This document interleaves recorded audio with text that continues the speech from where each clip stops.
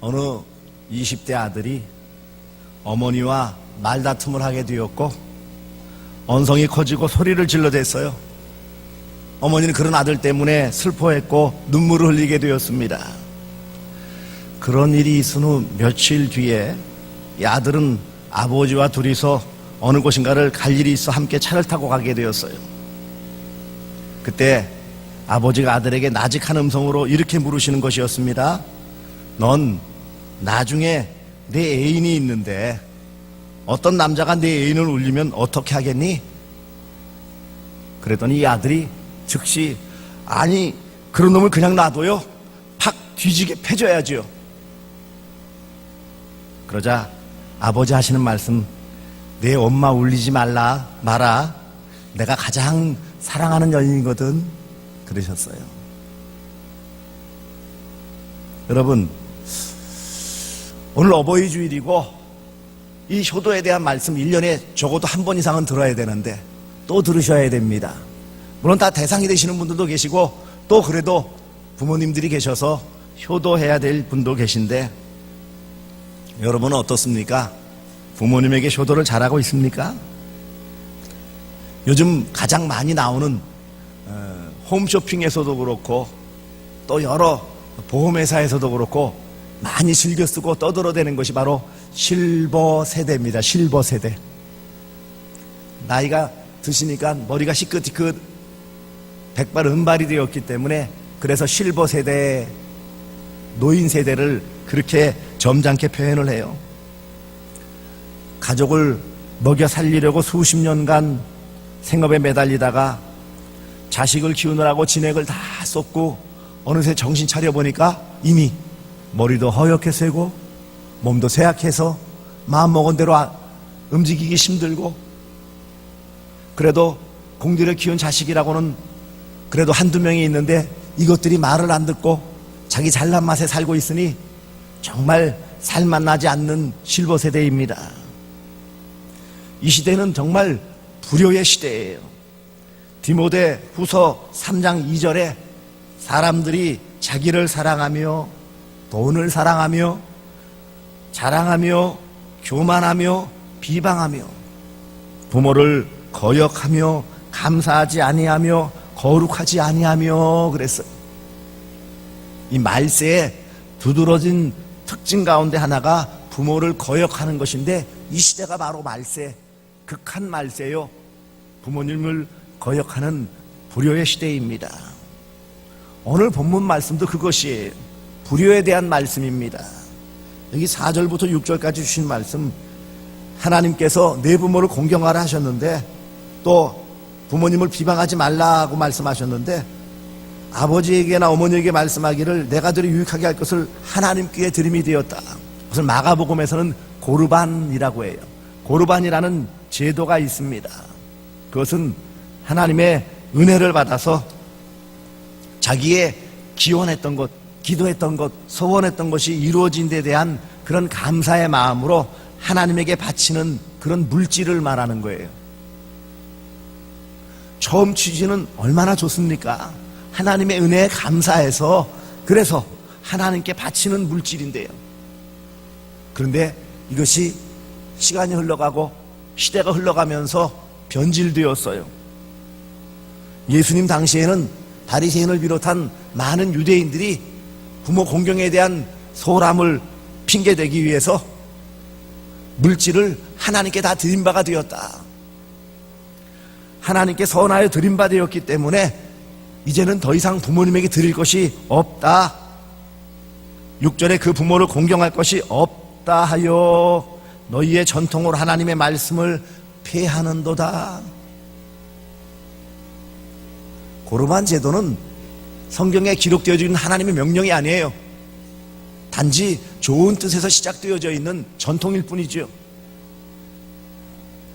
전통을 가지고 하나님의 말씀을 어기는 이런 죄를 짓고 있다라고 말씀하는 거예요. 너희의 전통으로 하나님의 말씀을 폐하는도다.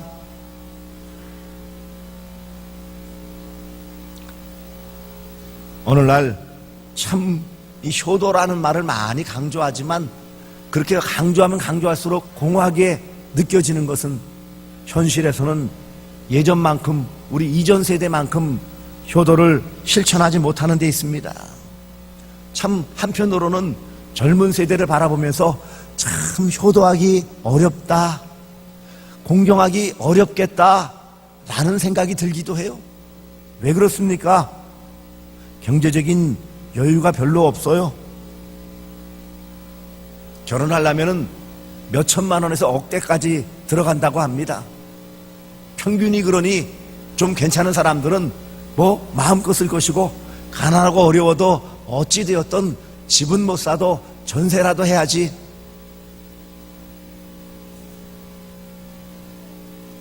전세라도 안 되면 보증금이라도 마련해야지 라는 기본적인 생각들이 있기 때문에, 그래서 여유가 없으니 대출을 받고 조금 모아서 전세로 옮기고, 전세에서 길을 쓰고 아둥바둥 되어서 모아서 또 거기다 더 많은 대출을 얻어서 내 집이라도 마련해 놓는 것이 이루어져서 기뻐하는데, 문제는요, 그런 여유가 없어요. 거기에 자동차 할부, 때때로 자녀들의 학자금 할부, 경제적인 여유가 없어서 많은 사람들이 힘들다, 돈이 없어서 이런 부분을 할 수 없다라고 합니다. 경제적인 여유가 없는 것과 한편 같이 비례해서 나타나는 것이 무엇입니까? 바쁘다라는 거예요. 다 바빠요. 경제활동 때문에 대부분 바쁘겠지요. 요즘은 다 맞벌이 하는 것이 기본이에요. 그래야 겨우 자녀들 교육시킬 수 있고 조금 모아서 작은 집이라도 하나 꿈을 꿀 수 있어요. 그러니 바쁩니다. 너도나도 바빠요. 새벽 기도 마치고 가다 보면은요, 뭐 6시 반 좀 넘어가는데 그때도 차들이 많이 다니고 버스에 사람들이 많이 타고 다녀요. 출근하려고 종종 걸음 걷는 사람들이 제법 있어요. 학생들도 학교 가느라고 가방 둘러매고 가고 있어요. 이런 바쁜 때에 별로 이렇게 마음에 여유가 없고, 그러니까 마음이 어떻게 될까요? 소위 강팍하다라는 표현을 쓰는데, 마음에 여유가 없으니까 결국은요, 그런 부모님을 생각하고 배려하고 공경할 마음의 여유가 없어지고 말았어요. 한편으로 그래서 그런지 시대의 흐름에 따라 젊은 세대들은 불효에 대해서, 이 효도에 대해서, 곧 효도에 대해서 깊이 많이 생각하지 않아요. 어른들도 이제는 많이 체념하셔서 불효에 대해서는 좀 관대해지신 것 같아요.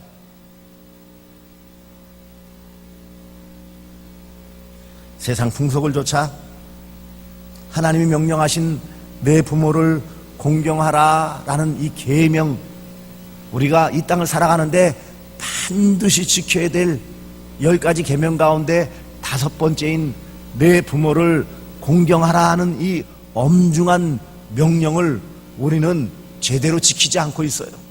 오늘 본문에 예수님께서 바리새인 서기관들을 책망하실 때 말씀하신 것처럼 너희 전통으로 하나님 말씀을 어긴다라는 책망을 들을 만큼 오늘 우리의 현대적인 흐름을 핑계 삼아서 부모 공경에 소홀해야 한 우리의 모습은 아닙니까?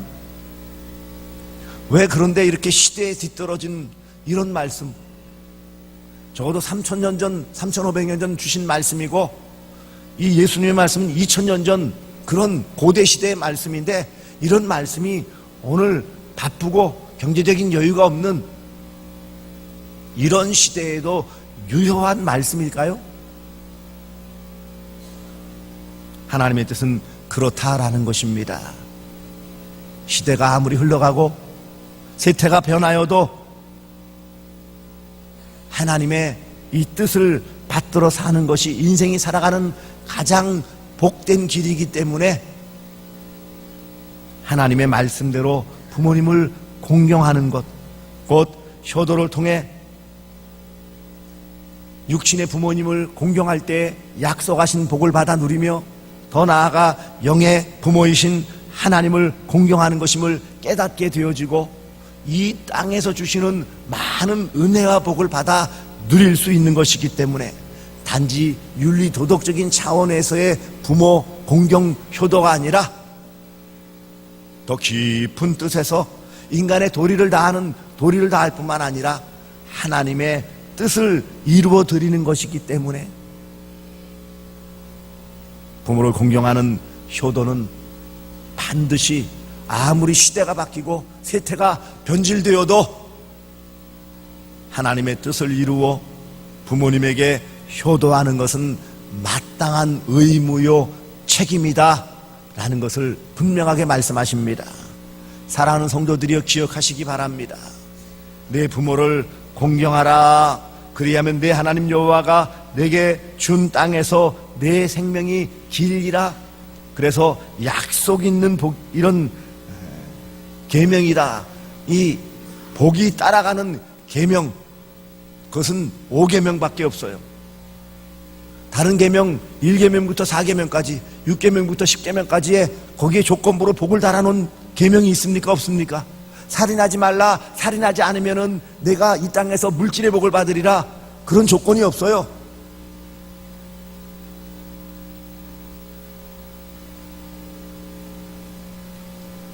효도하라.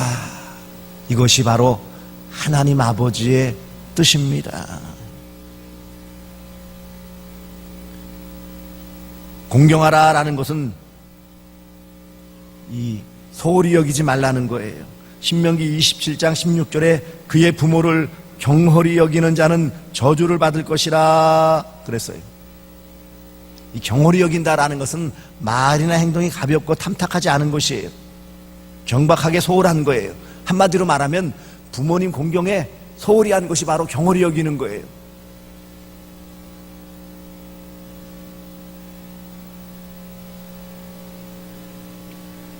부모 공경을 하지 않으면 저주를 받을 것이라 분명하게 말씀하고 있습니다.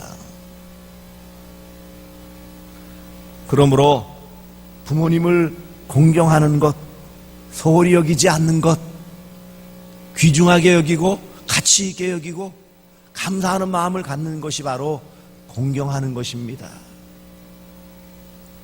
이런 마음가짐이 효도의 출발점이에요. 낳아주신 부모, 마가복음 7장 10절에도 모세는 내 부모를 공경하라 하고 또 아버지나 어머니를 모욕하는 자는 죽임을 당하리라 하였거늘. 공경하지 않으면 어떻게 된다고요? 그것은 모욕을 주는 것이고 그런 자는 죽임을 당하리라. 아주 강한 말씀을 하셨어요.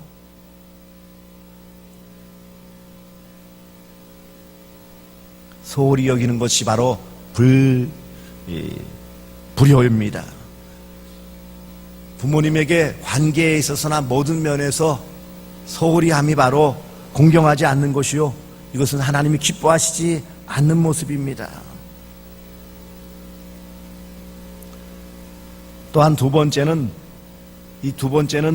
즐겁게 하고 기쁘게 하는 것이 바로 효도임을 말씀하고 있습니다. 잠언 23장 25절에 내 부모를 즐겁게 하며 너를 낳은 어미를 기쁘게 하라. 이게 효도라는 거예요. 물질로만 즐겁고 기쁘게 할까요? 아니라는 거예요. 저도 그렇지만 부모님들의 그 마음, 이 헤아림을 잘 몰라요. 전에는 이 음식을 잘 드셨는데 그래서 그 음식을 드리려고 하는데 별로 드시질 않아요. 전에는 여기저기 그래도 다니시는 것을 좋아하셨는데 모시고 가려고 하면 아이고 됐다 마다하세요. 즐겁게 하고 기쁘게 하는 것이 무엇일까? 물론 부모님들마다 다 성향이 다르시기 때문에 일률적으로 이렇게 하는 것이 기쁘게 하는 것이고 즐겁게 하는 것이다 라고 말씀할 수는 없지만, 앞에 첫 번째 말씀인 공경하는 것과 연결되어져서 어쨌든 부모님으로서 인정하고 그 부모님의 그 존재 가치를 존중히 여기고 그 말씀을 잘 들어주는 것, 그 자체가 즐겁게 하고 기쁘게 하는 것이 아닐까 싶습니다. 많은 물질 용돈 드리고 좋은 곳에 관광시켜드리고 멋진 옷, 아름다운 옷, 비싼 옷 사서 입혀드리는 것, 그것보다 더 중요한 것은 부모님의 마음을 편안하게 해드리는 것, 이게 효도요, 즐겁게 하고 기쁘게 하는 것이 아닐까 싶습니다. 부모님의 마음을 어떻게 하면 즐겁게 하고 기쁘게 할까요? 그것은 부모님과의 관계 면에서 좋은 관계를 맺을 때 가능하리라 생각되어져요. 부모님하고 좋은 관계를 맺지 않은데 어떤 그런 좋은 효도 상품을 갖다 드리고 어떤 관광으로 멋진 곳에 구경을 시켜드린다 한들 마음이 편하겠고 즐겁고 기쁘겠습니까? 즐겁고 기쁘게 하기 위해서는 그러므로 이 부모님과 좋은 관계를 맺어야 돼요. 그것이 쉽지 않죠. 세대가 다르고 이해하는 폭이 다르기 때문에 참 답답할 때가 많아요. 이해가 안 될 때가 많아요. 왜 저러실까라는 생각이 들 때도 있어요. 아무래도 세대가 다를 수도 있고 경험이 다를 수도 있고 하기 때문에 어떤 생각의 폭이 좁아질 수도 있어요. 그래서 답답함도 느끼죠. 하지만 분명한 사실은 관계면에서 그래도 그 아버지 어머니를 생각하면서 그 마음이 편안하도록 즐겁게 해드리는 것이 바로 즐겁게 해드리는 것이고 기쁘게 해드리는 것이다 라고 생각합니다. 그리고 이런 관계면에서 뿐만 아니라 집 밖에서 모든 생활의 면에 있어서 남들의 손가락질 받지 않는 것이 바로 부모님에게 즐거움을 끼쳐드리는 것이고 기쁨을 끼치는 거예요. 아, 우리 자식이 그래도 나가서 사람들에게 손가락질 당하지 않는구나, 사람들의 칭찬을 받는구나, 이것을 부모님은 기뻐하시는 거예요. 누가 와가지고 아이고 되게 아드님 따님이 나가서 이렇게 회사에서 잘한다고 그러고요, 교회에서 얼마나 봉사를 열심히 하고 신앙생활 열심히 하는지 몰라요. 하나같이 다 칭찬해줘요. 그러면은요 그 부모의 마음은요 기쁘고 즐거운 거예요. 세 번째 효도는 물질로도 효도해야 됩니다. 오늘 본문 말씀 다시 보시면 누구든지 아버지에게나 어머니에게 말하기를 내가 들여 유익하게 할 것이, 들여서 유익하게 해야 되는 거예요, 물질로. 그런데 물질로 유익하게 않기 위해서 뭐예요? 고르반이다 하나님께 바쳤으니까는 부모님에게 드릴 것이 없습니다. 용돈 드릴 것이 없어요. 예를 들면 그렇다면은요, 그건 불효라는 거예요. 생활 형편이 다르기 때문에 아주 넉넉히는 못 드린다 할지라도 그래도 내가 최선을 다한 것에 자그마한 부분이라도 물질로서 보답하는 것이 나를 낳으시고 길러주신 모든 진액을 쏟아내신 그 부모님에게 효도하는 길임을 기억하시기 바랍니다. 늘 가정의 달 되어지고 어버이날 앞에는 통계조사를 하죠. 요즘은 아예 통계조사도 안 해요. 왜요? 하나만 하니까. 부모님들이 제일 좋아하는 것 쭉 나열되어져 있지만 무조건 1순위는 뭔지 아세요? 무조건 1순위는 뭐예요?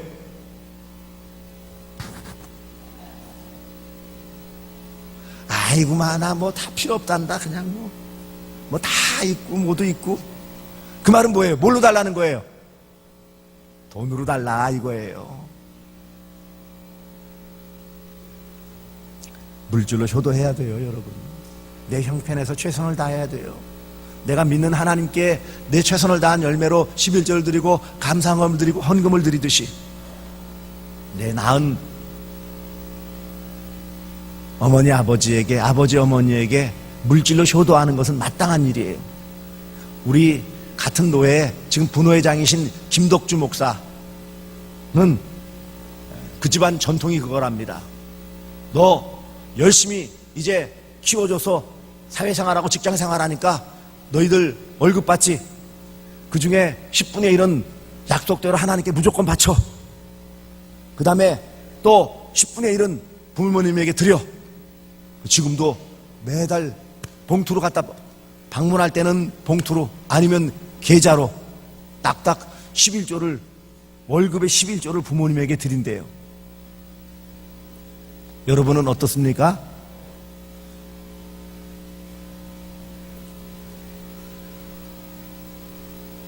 (11조까지는) 아니더라도 생색이라도 좀 내면 얼마나 좋겠습니까? 여러분 생색이라도 내세요. 소득의 11조까지는 아니더라도 그래도 정기적으로 좀 생색은 좀 내시기를 바랍니다. 물질로 효도하는 것도 효도예요.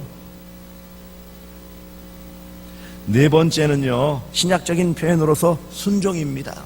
에베소서 6장 1절 말씀, 자녀들아 주 안에서 너희 부모에게 순종하라. 이것이 옳으니라. 순종하는 거예요. 순종하는 것. 골로새서 3장 20절에도 자녀들아 모든 일에 부모에게 순종하라 그랬어요. 모든 일에.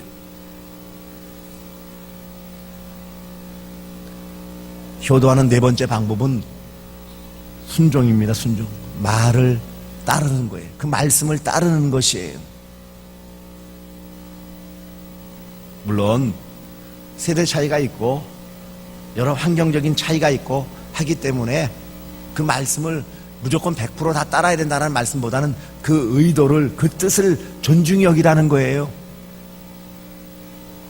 그 말씀이 내게 즉시 해당되지 않는 말씀이라도 그 말씀은 좀 경청하라는 거예요. 말도 되지 않는 말씀 하시지 마세요. 지금 시대가 어떤 시대인데 그런 말씀을 하세요. 타박하지 말라는 거예요. 시대에 뒤떨어진 말씀이라도 들어는 주라는 거예요. 그리고 그 중심 마음은 헤아려 받들어서 순종할 수 있는 부분은 순종해야 된다는 것입니다. 그것이 효도예요. 무조건 맹목적으로 따르라 그 말씀이 아니에요. 모든 일에 부모에게 순종하라 그랬어요.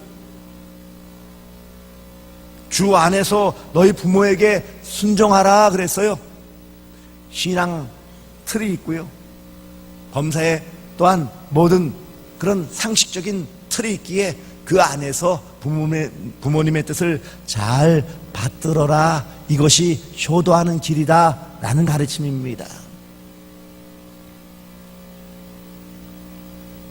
마지막 다섯 번째, 효도하는 길은 효도를 가르치는 것입니다.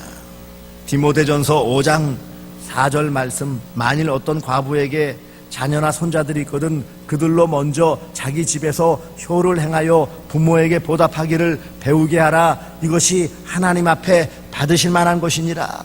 집에서 효를 행하여 부모에게 보답하기를 배우게 하라 그랬어요. 효도를 가르쳐줘야 돼요. 그럼 어떻게 가르칩니까?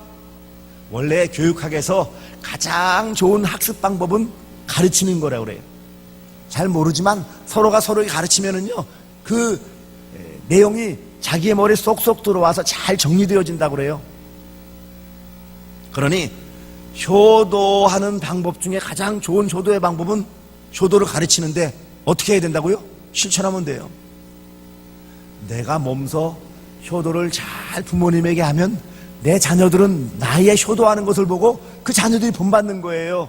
말로 효도를 가르치라는 게 아닙니다. 여기서 말씀하는 효를 행하여 라고 말씀하고 있잖아요. 집에서 효를 행하여 실천하여 배우게 하라. 내 부모님에게 효도하면 내 자녀들은 그 효도를 배우고 따라하는 거예요. 내 자녀들이 왜 저렇게 효도하지 않을까? 자신을 한번 점검해 보세요. 나는 그러면 부모님에게 효도했나? 내 자녀들에게 효를 받으려고 하기 전에 나는 부모님에게 효를 했나? 생각해 봐야죠.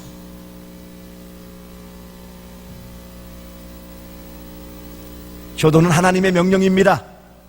공경하라, 즐겁고 기쁘게 하라, 물질로 효도하라, 순종하라. 효도를 가르치라. 이 명령. 그래서 부모님을 공경하시기 바랍니다. 하나님의 뜻이에요. 약속 있는 계명이에요.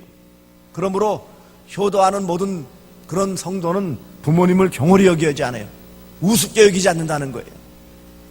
즐겁고 기쁘게 해드리려고 나름대로 고민하고 애를 쓰게 되어져요. 힘들지만 최선을 다해서 물질로 돕고자 합니다. 그 뜻을 받들어서 순종하고 내 자녀도 또 내 부모님에게 효도하는 것을 가르쳐 주므로 조선 간에도 효도가 주고받아지는 이런 모습이 나타나게 되어짐을 통해 하나님의 말씀에 순종하게 되어지는 것이고 하나님께 영광을 돌리게 되어지는 것입니다. 효도는 하나님의 명령이에요. 부모 공경은 하나님의 뜻입니다. 약속 있는 복이요, 복을 받아 누리는 거예요.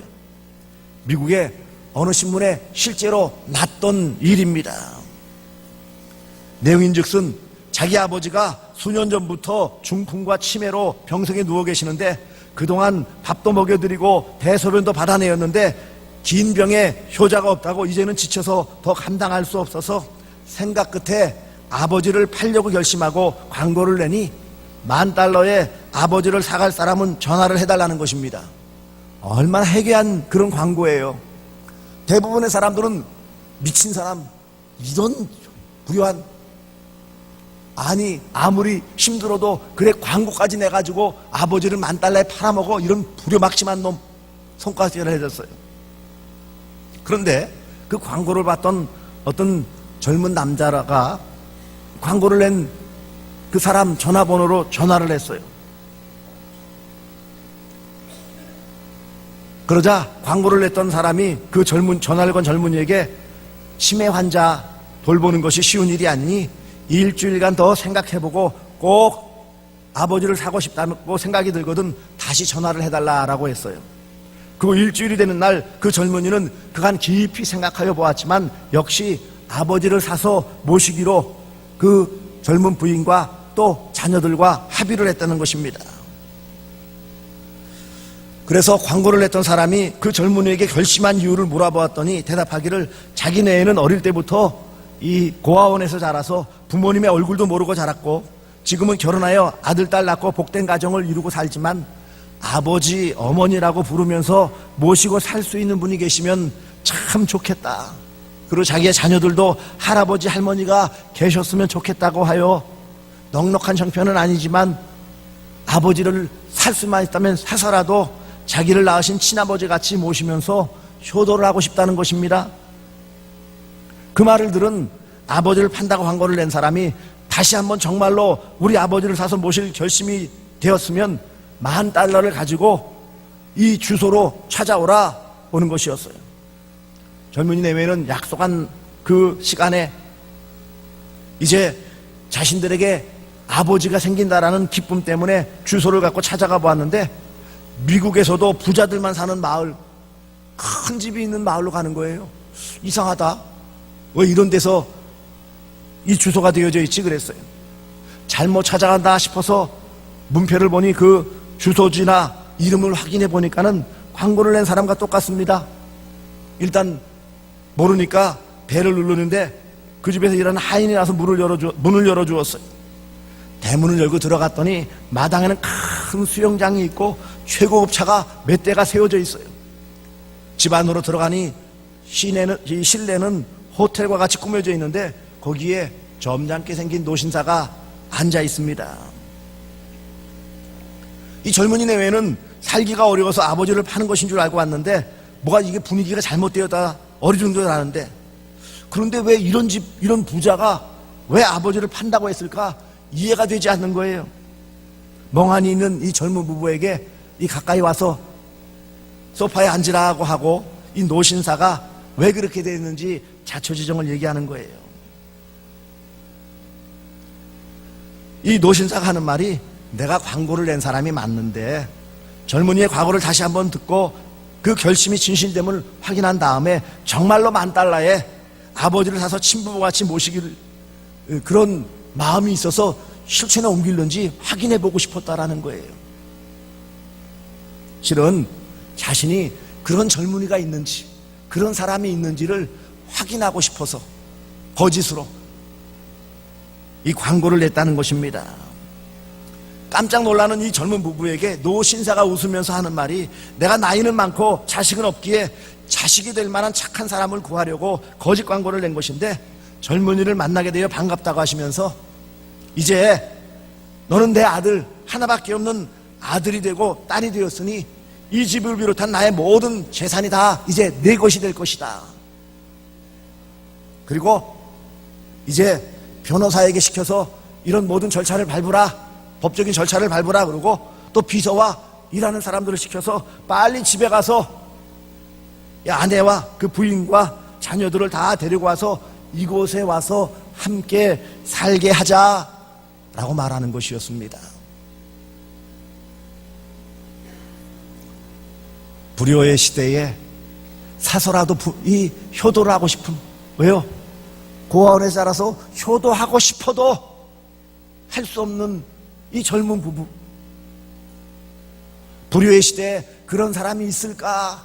자식이 하나도 없어 이 재산을 누구에게 줄까 생각하다가 짜낸 묘안이었는데, 합당한 그런 자식을 얻어서 부모도 없고 자식도 없고